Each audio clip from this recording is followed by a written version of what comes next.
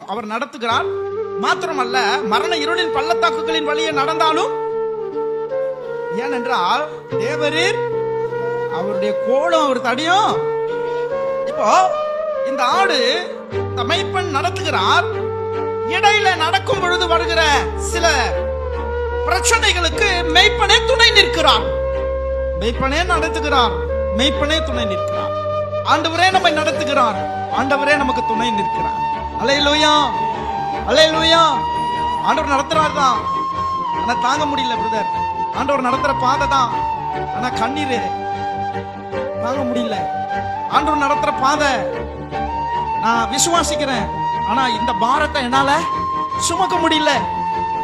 ஆண்டவர் நடத்தி போறாரு, ஆனா இந்த எதிர்ப்புகளை என்னால ஃபேஸ் பண்ண முடியல.